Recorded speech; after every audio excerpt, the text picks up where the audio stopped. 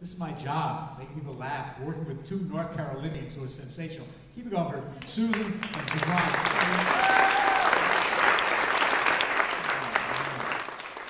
And a special shout out to Jill. Where's Jill? Right there. My colleague brought this thing together. Thank you very much.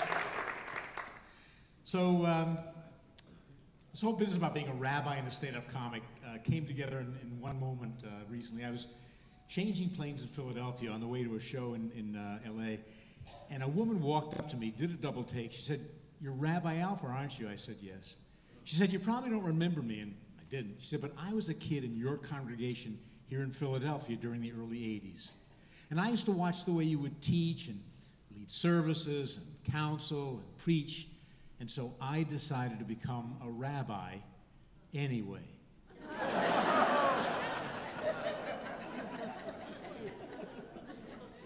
I think one of the most exciting events of my whole career was way back in 1992. I was performing in Manchester, New Hampshire at the Temple Adat Yeshurun's 6th annual Deli and Comedy Night.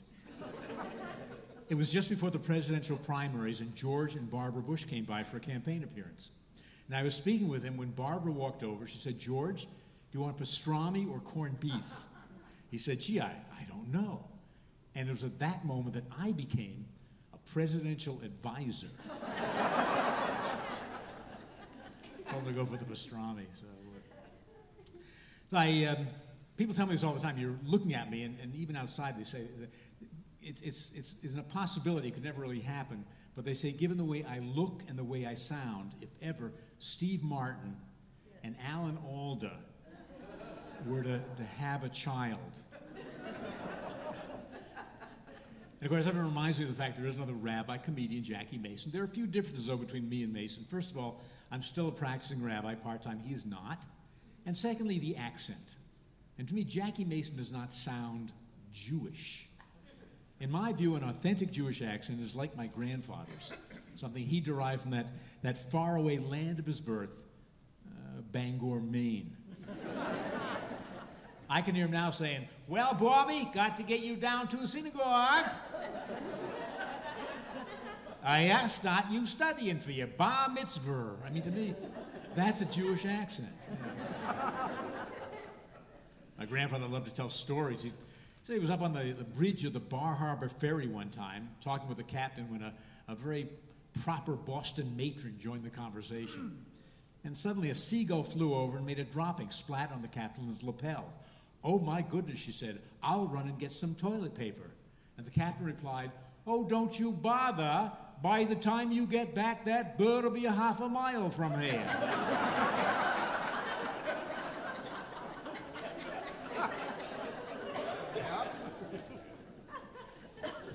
I'm third and fourth generation American born. I don't speak Yiddish. I don't understand much Yiddish, and I feel bad about it. I was doing a show in Baltimore one night when a man came over. He said, "Rabbi, your performance was geschmiggel b'schmachen b'chachem b'chachem." No, I think it was a compliment. No, because he had a broad smile and he used a lot of phlegm.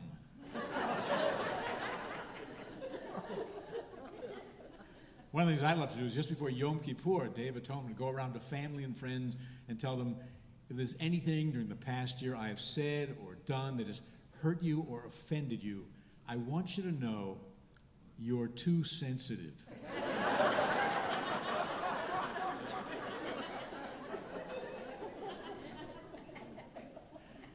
So a little bit about myself. I'm 73. It's not that bad. I mean, my hero is Harrison Ford, who turns 76 next month, 76. And he's making another movie. It's going to be called Indiana Jones and the Enlarged Prostate.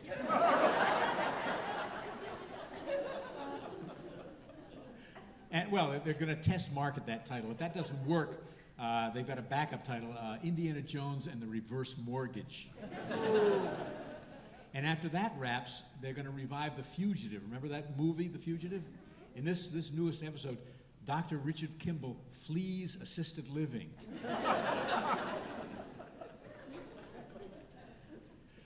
My wife and I have been married for 49 years, just celebrated our anniversary, 49 years. And our lives are totally in sync. For example, at the same time I got a hearing aid, she stopped mumbling.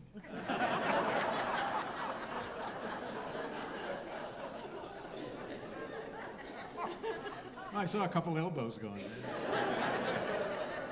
Let me tell you about that joke. When the Pope came to America a couple of years ago, a large international Catholic charity, the Pontifical Mission Societies of America, decided, you know, the Pope has a great sense of humor. We should sponsor a joke with the Pope contest to find out what kind of joke would the Pope like. They announced it on Jimmy Fallon. He told his joke, and they asked people to send in videos telling your joke for the Pope. And they had entries from Bill Murray, Brooke Shields, Al Roker, Cardinal Dolan, all on the website. They had 4,000 entries to that contest from 47 different countries. And that joke about the hearing aid I just told, that's the one that won. I am the official honorary comedic advisor to the Pope. And I was thinking, what kind of joke would I tell the Pope if I had an opportunity? In fact, I was in Italy, tried to arrange it, but he was on vacation, I was on vacation. Didn't get to see him. But if I told the Pope a joke, look, it's his fourth language. English is his fourth language. It would have to be simple words repeated to make it comprehensible. A joke simple enough for the Pope or someone like Trump, you know, with a small vocabulary. So here's the joke I'd use. Hello, sweetheart, is your mommy home? Mommy's busy. Was Daddy there? Daddy's busy. Was anyone else home? The fireman. All right, let me put one of the firemen. They're busy. Was anyone else there? The policeman. All right, sweetie, let me talk to a policeman. They're busy. Well, what are they all doing? They're looking for me.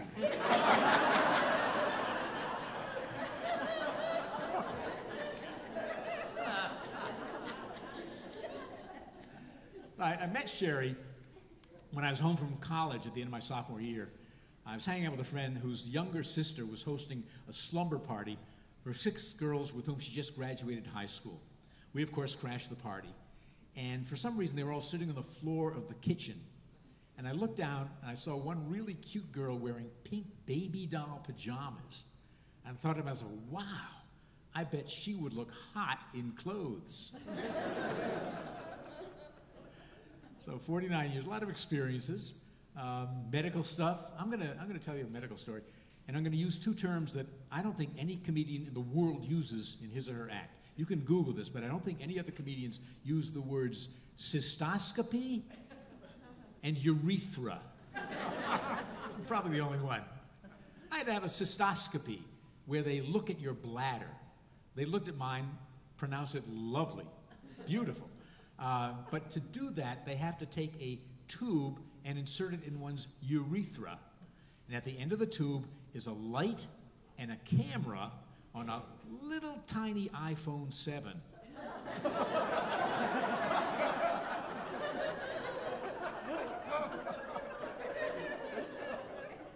So I'm lying there, and the anesthesiologist walked in with a very attractive young woman. He said, "This is Dr. Richmond. She's a resident. She'd like to observe the procedure." I thought, well, that's something I would like. It would enhance the experience. You know. I thought, you know, I'm going to be asleep. I said, fine, go ahead. And I said to her, what's your specialty? She said, podiatry.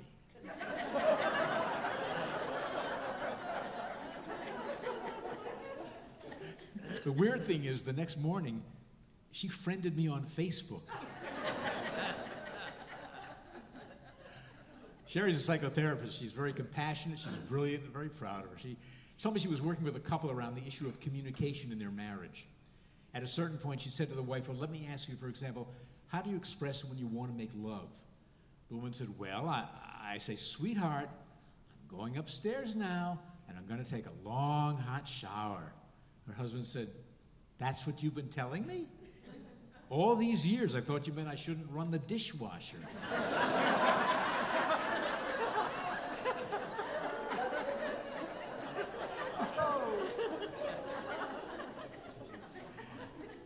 Sherry had her most recent colonoscopy. We all have them. It's a good thing to do. It was late afternoon. I was in the waiting room of the hospital. There was one other man there watching television. It was kind of blaring. I was off by myself trying to read.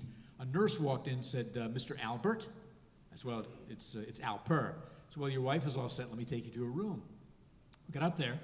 She said, would you like me to see if she's ready? I said, no, thank you. We've been married 49 years. So I walked into the room, and there was Mrs. Albert.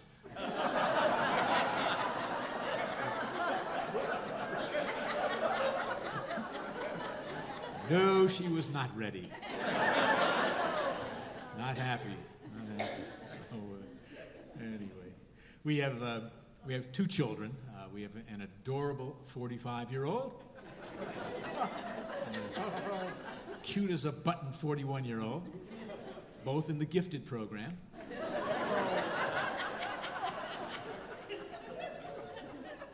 And we always used to call it all-American family. We had a boy, a girl, and a vasectomy, one of each. I know you're not supposed to favor one over the other, but around the time our kids became teenagers, I grew kind of partial to the vasectomy.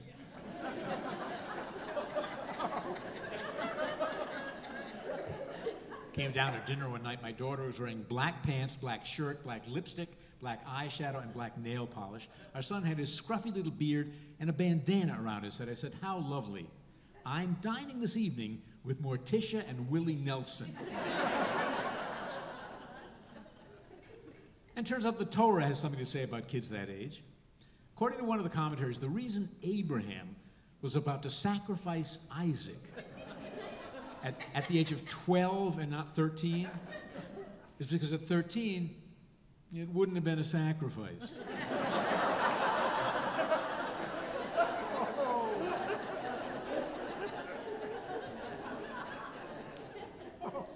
We've, of course, we follow Jewish tradition in our family. We named our son after my grandfather. We called him Grandpa.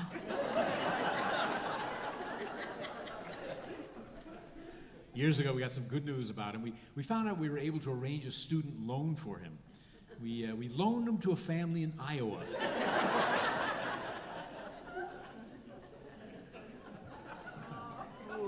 And our family's surrounded by our pets. We have a dog and a couple of cats, and we also have little kids in our family. That's the whole group. Little kids. My niece has a 4-year-old. We were at a restaurant. He had to go to the bathroom, so I took him. He went into the stall. I was out there by the sink waiting, and apparently they had one of these electric toilets with the blinking red light. And at a certain point, I heard him say, "You know, Uncle Bob, these things take your picture."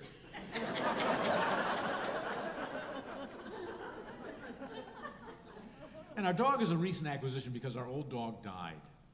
Those of you who've lost pets know it's very traumatic. It's enduringly painful.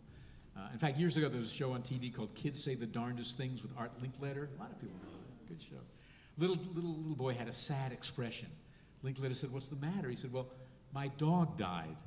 Linkletter said, "Well, now your dog's in heaven." And the kid says, "What does God want with a dead dog?"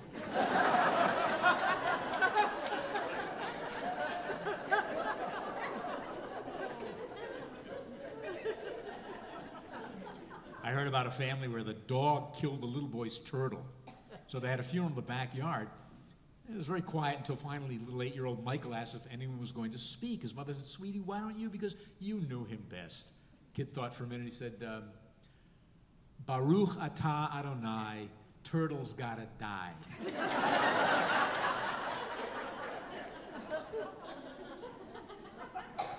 Told that to a friend of mine, a Baptist guy. He said his family, the goldfish died, had the same deal, the funeral in the backyard. His little daughter was officiating. She ended by saying, "Glory be to the Father, and to the Son, and into the Holy Ghost."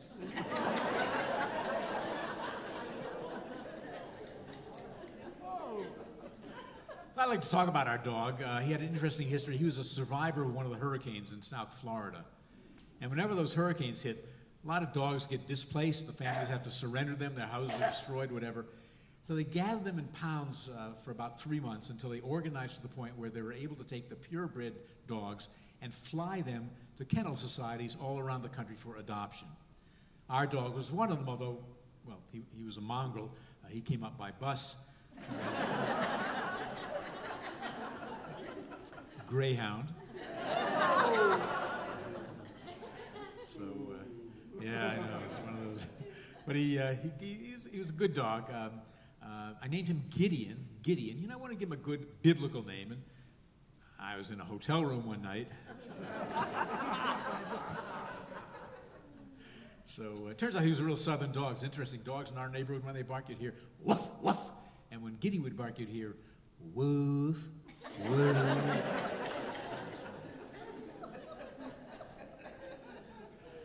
So we waited a while after he died, and then we finally decided to adopt another dog. I mean, adopt, like, is there any other way? No, we had him naturally. No, you didn't. There's only one way you get a dog. You adopt a dog. And we learned a few things about his background. First of all, he was born to a single mom.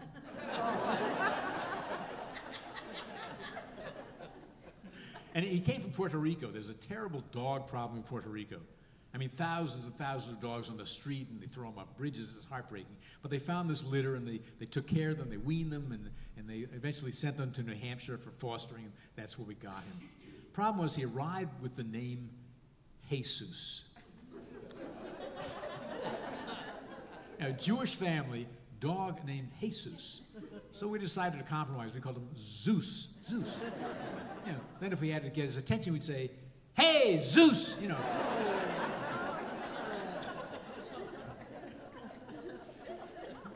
Turns out, he's not a Zeus. He's a Barney. Dogs grow into their names. He's a Barney. His official name, the one that I registered with the American Mongrel Association, is Dr. Bernard K. Fine Dog. And he's really, he had kennel cough recently. I took him to the vet, and he said, give him these pills, wrap them up in cheese so he'll swallow them, which he did, and he was 2-3 days he was fine. But apparently he really liked the taste of that cheese, because even today, once in a while, he'll walk over to us and go,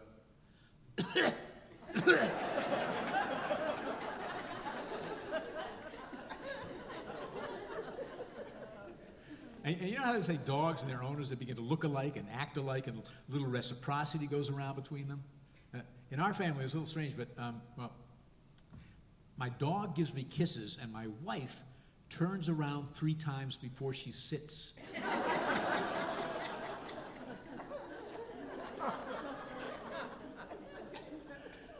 Last summer, I was at IKEA, and the dog was with me. And I had to run in, but you know, if you ever been to IKEA, you can't run in and out. You have to go through the serpentine. You know, it takes a long time to get through. A hot day, there's no way I was going to leave the dog in the car. And other people were taking dogs in, so I took him. And a guard stopped me. He said, "Sir, is that a service animal?" I said, "Yes, it is." He said, "Describe his duties." I said, "Brown."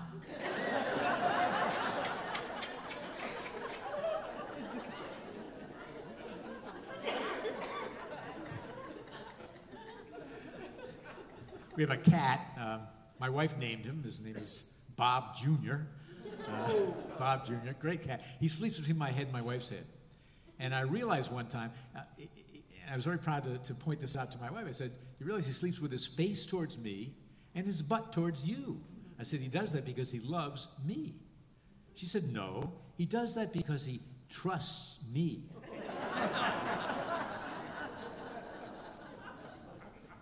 We live in Vermont. We moved up there 30 years ago. I absolutely love living there.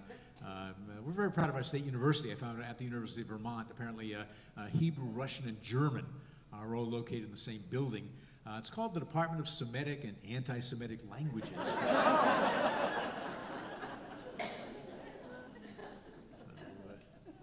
There's a story about a town near us I'd love to share. It's, I guess right after the war, World War II, people from the city began building vacation homes. And there was a church in town that hadn't been used for decades. They reopened the church and began holding summer services. At one point, they wanted to ring the bell to call people to worship, but they were sensitive to the year-round people, so they called a town meeting. That's how we make decisions in Vermont. And people were fine with the idea until the very end, when the oldest woman in town stood up and spoke for the very first time. She said the last time that bell tolled was to announce the death of our beloved President Calvin Coolidge. To hear that sound once again would simply be too painful, so I'm against it. And then she sat down, and then she stood up and said, "Well, maybe it was Harding."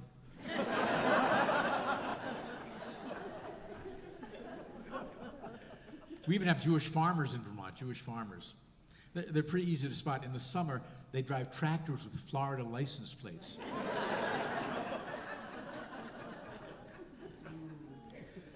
My training to become a rabbi took place in Cincinnati at a seminary, and After 3 years of biblical Hebrew, I went to Israel primarily to learn spoken Hebrew. You know, it's kind of difficult, especially the first weeks. For example, I can still see the look on the cab driver's face when we pulled into our neighborhood, and I said to him in my Hebrew, "Behold, here I descend."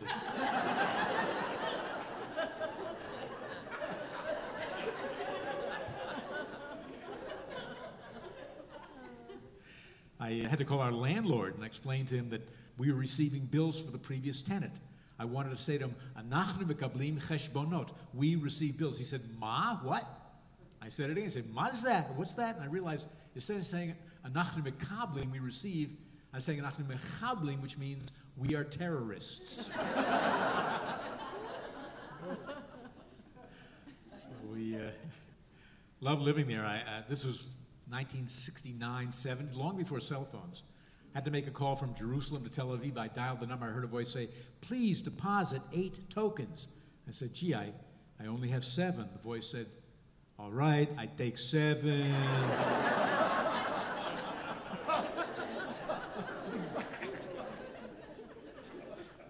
And I just went back in April. My wife and I have been very involved in the Israel Guide Dog Center. Some of you might know about it. You can Google it. It's a wonderful, wonderful organization. Went for the dedication of a new wing. And it turns out with the Guide Dog Center, if you make a certain contribution, you can name one of the dogs. So we did that, and I got to see the litter. Just adorable, these little puppies. There was Brett, Susie, Mike, Penny, and Rabbi Dr. Robert A. Alper.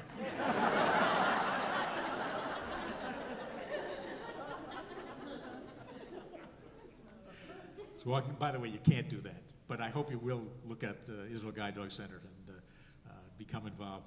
I was walking back to the hotel one night in Tel Aviv, and there was a homeless woman sitting on a bench. So I took all my coins, walked over to her, offered them. She went, 5 shekel minimum. When I was living in Israel, I wanted to see how other Jews worship, so I went to a synagogue that had been established by people who had come out of Iraq during the early 50s. I didn't know their customs, so I sat next to a guy my age. When he sat, I sat. When he stood, I stood. Things went very nicely until about halfway through, and he stood, and I stood. And he grabbed me by my shoulders, pushed me down my seat, and people were laughing and giggling and pointing. And I realized after what had happened was there was a baby naming taking place. And the rabbi had said, "Would the father of the child please..."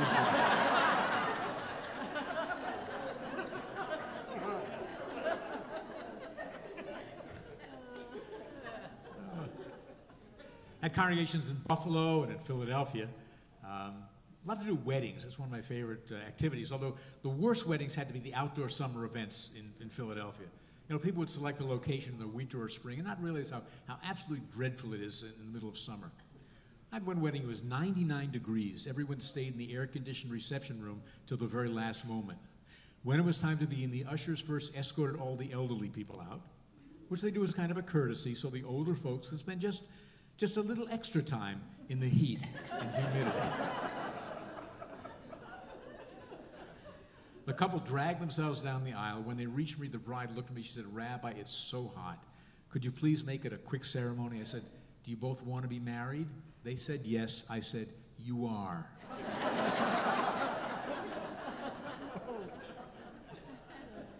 Had a very nervous groom. I said, "Phil, would you please face Nancy and recite the vows?" He said, A-E-I-O.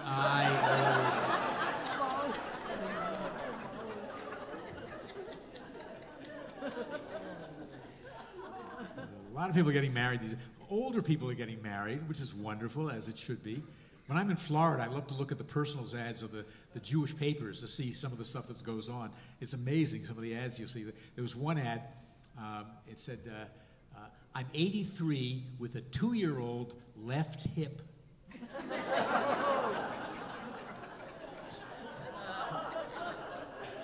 Still under warranty. Formerly 5'3", now a petite 4'11". My favorite ad of all times: "Single Jewish woman seeks single Jewish man with dead mother."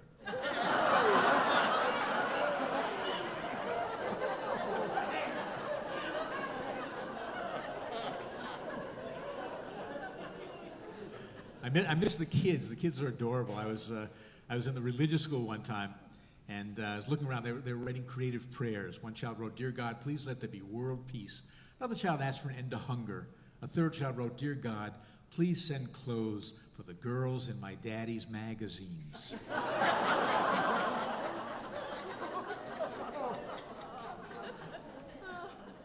I was talking to a friend of mine who's a minister. He told me in his church, he went into one of the classes and said to the children, "Now, who can tell us about the resurrection?" And one kid said, "If it lasts more than 4 hours, see a doctor."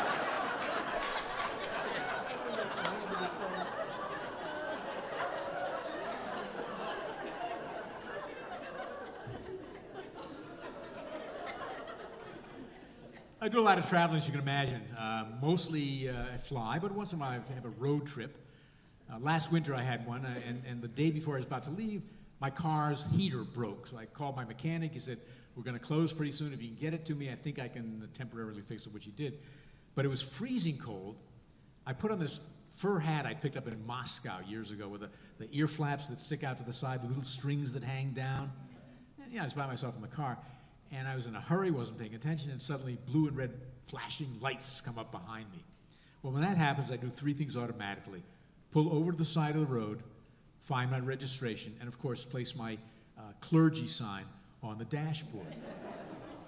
Policeman walked over to the car, looked at the clergy sign, looked at me in my hat, looked back at the clergy sign and said, "What are you, a comedian?"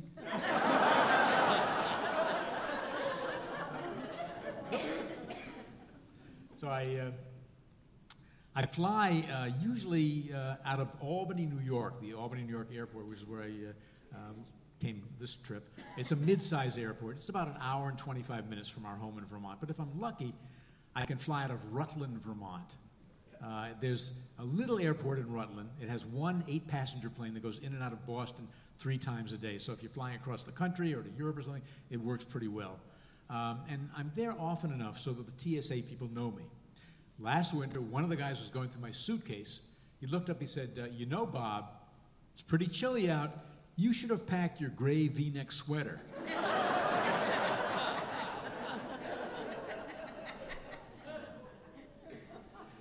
And I was sitting there, and there was an announcement that said, "Flight 62 is ready for departure. Will now be boarding Bob." I was the only person on the plane that day. I sat down. Pilot turns around and says, "So, where do you want to go?"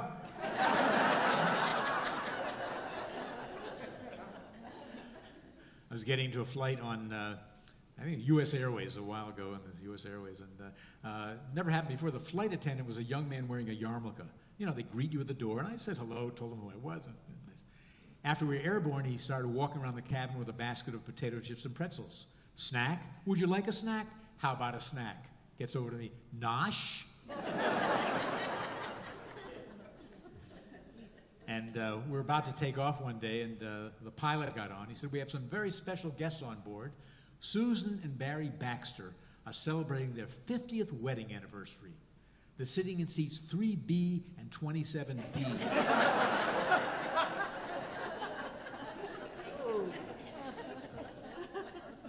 I've had a lot of travel experiences, and doing shows with my Muslim colleagues, my Christian colleagues, got me places where I never thought I would be. I actually performed in Toronto at an event called Muslim Fest.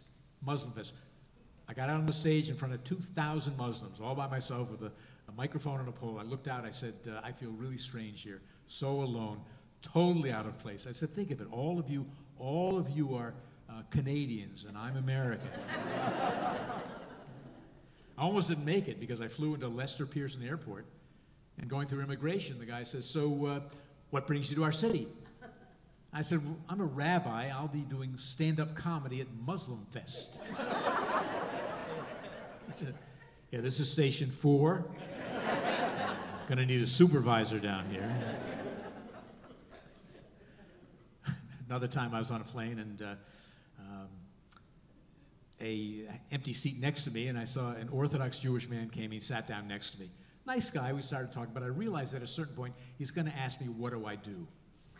And I thought, do I tell him that I'm a Reform rabbi from rural Vermont on my way to Manitoba to meet my friend Ahmed to do stand-up comedy at the Winnipeg Central Mosque. And sure enough, after I turned to him, he says, "So, what do you do?" I said, "I'm a consultant." You're a wonderful crowd. We'll do one more thing, but I want to get a little serious for just a minute, if you indulge me, because I've been doing this for 28 years, and I realized there are all kinds of ways of being a rabbi. People say, "You're still practicing," and I'd say, "No, I stopped congregation." No, yes, I'm still practicing. Some rabbis are congregational rabbis, organizational rabbis, college, scholarship. My rabbinate is making people laugh. I do that full time. That's my full-time rabbinate. There's something very special about it. There's a great little story in the Talmud about Elijah the prophet. He was at a marketplace with a friend, and he pointed to two people on the other side of the market. He said to his friend, "You see those two over there? Yeah. They have a share in the world to come." He said, "Why is that?" He said, "Because they're comedians. When people are sad, they cheer them. And when people are angry with each other, they make peace between them." So I think about that a lot, and I think about what laughter does, what comedy does. I think about the words of Maya Angelou, who said, "You'll forget what people say, and you'll forget what people do, but you never forget how people made you feel." And that's what laughter does. That's the gift. And the highest point in my entire career took place a few years ago when a woman who I knew was dying of cancer came up to me after the show, and she looked at me, she said, "For an hour and a half, I forgot I was sick." So that's what laughter. And I hope you have a lot of laughter in your life. I want to bring back Susan and Gibran. Come on back up. Thank you very much.